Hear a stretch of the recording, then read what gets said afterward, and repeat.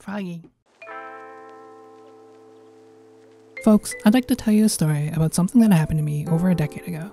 And the only reason I bring this up is because I've been researching a lot of Andrew Tate stuff, and his fans really reminded me of a certain archetype of men, that is, men who are lonely and desperate. And there's always someone willing to sell a solution to lonely and desperate men. Nowadays, those are people like Jordan Peterson and Andrew Tate, but 13 years ago, they were people called pickup artists. And if you don't know what that is, allow me to explain. In 2005, investigative journalist Neil Strauss published a book called The Game, a book chronicling his experiences working with a group of secretive eccentrics who called themselves pickup artists. That is, people who develop skills and techniques with the intention of seducing women for sex. And while pickup artistry has existed since at least as far back as the 1970s with pseudoscientists like Ross Jeffries, The Game pushed the concept of pickup artists into the mainstream attention, landing on the New York Times bestsellers list and inspiring spin-off reality TV shows and entire YouTube channels. But no matter the medium, the idea was always the same. A group of men, usually working out of their living rooms, would gather and devise the best techniques they could to get people to sleep with them. They would take the techniques out into nightclubs, the street, anywhere where women gathered, and they would get women to talk to them.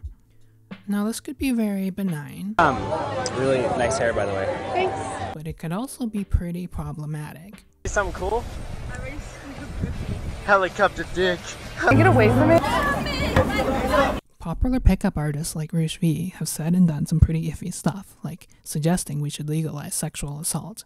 The hateful misogyny of Andrew Tate today can be directly traced back to pickup artist communities. It should come as no surprise that a bunch of sad men who only view women as sex objects would eventually come to hate women. And it's also no wonder that those same people overwhelmingly become right-wing. Anyone who obsessively pursues pickup will eventually find it unfulfilling, and that leads them right to personalities like Jordan Peterson, who offer an attractive roadmap for personal fulfillment in the form of regressive social conservatism, complete with restrictive gender roles. And I know all this because, well, I used to be one of those weirdo pickup artists. I know what you're thinking. Lauren, you're so cute. Why would you ever need to get into pickup? Well, for a very long time, I lived as a man, and I was a socially awkward man and not adorable. All my friends were getting into relationships, but as hard as I tried, I couldn't ever seem to make it work. One day, as I was just killing time in a bookstore, I came across Neil Strauss's book. And from the perspective of a sad, lonely man, the things in that book sounded downright magical. Neil Strauss was a highly introverted, socially awkward nerd like I was, and he also didn't have any luck with women. But by studying pickup, he found himself seducing beautiful women everywhere he went.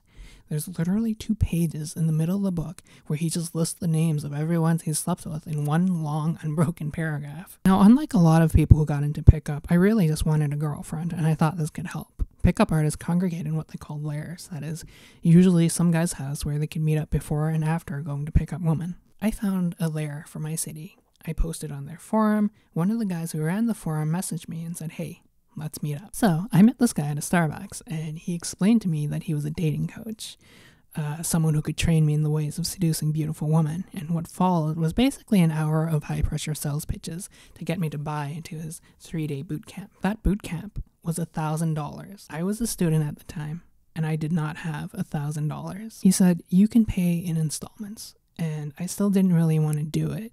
But he basically made it sound like I would be a loser forever if I didn't sign up. And at that point in my life, I had never dated at all. The possibility of being a loser forever seemed very real. I mean, of course it wasn't real, but that's not how these pickup artists operate. They preyed on men who are vulnerable and insecure.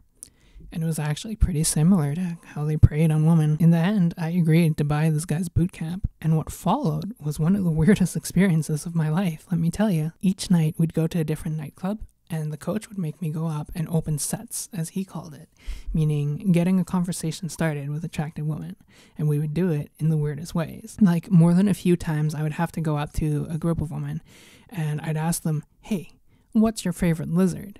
Only I'd have to do it like kind of turned away and looking over my shoulder, so it looked like I was going somewhere and not going to stay for too long.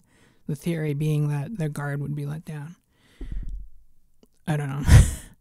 I still ask people about their favorite lizards, but mostly I'm just curious. Personally, I like tuggies.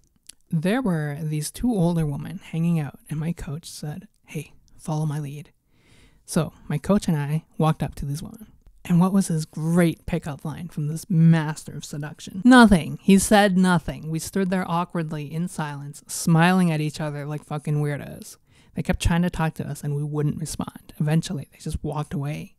When I asked him what that was all about, he said he was trying to show me how much women wanted to talk to me. Again, pickup artists have a very contentious relationship with logic. So unlike the other guys at the boot camp, I really just wanted a long-term girlfriend. I didn't care about sleeping with as many people as possible. I was getting way too stressed out making an asshole of myself, so eventually I just took a break at the smoking area, and this goth woman struck up a conversation with me. And we just had a normal conversation, and I eventually asked for her number and got it, and I was super excited. That was until the next day when I met my coach and all the other students at a Denny's, and he made us call all the phone numbers we had gotten last night. I had basically gotten mostly fake numbers, except for that one goth girl who picked up, and she was excited to hear from me. But she was excited to hear from me, not to hear from a bunch of committee-designed pickup lines, and you can guess which one my coach made me do. I was so awkward on that phone call because everyone at the table, the coach, the other students, they were just sitting there staring and judging me for how well I was performing pickup. Finally, my coach signaled for me to neg her, and allow me to explain negging real quick. Basically, you give a backhanded compliment that's really an insult, so the woman loses social status and feels the need to work for your validation. So for example, "Oh, I like your hair. My grandma wears it the same way." So my coach is telling me to neg her, and I wouldn't do it because that's messed up and wrong, and also wildly illogical. Like, anyone can see through that. That's not clever. She could totally tell that something really weird was going on. And eventually she just made up some excuse to end the phone call. And I was too embarrassed to ever call her back. That could have been something, only it wasn't, because instead of acting like a person, I acted like a creepy pickup artist. Goth girl, if you are out there, I'm so sorry. For pickup artists, women are interchangeable. They become a collection of phone numbers or bragging rights or notches in your belt. It's something Jordan Peterson even calls out himself. The path from dehumanizing women to dehumanizing everyone is a very short one. There is a lot I could say about loneliness and how it creates right-wing men. It really deserves its own video. Personally, I blame capitalism. I never fell down the path to become an Andrew Tate-style misogynist, but it was close. There's been a lot of discourse about lonely men at the time of making this video, and I think that loneliness will continue to be a problem going forward, but the solution will never be a dating coach. It will never be a lobster daddy or a hateful incel.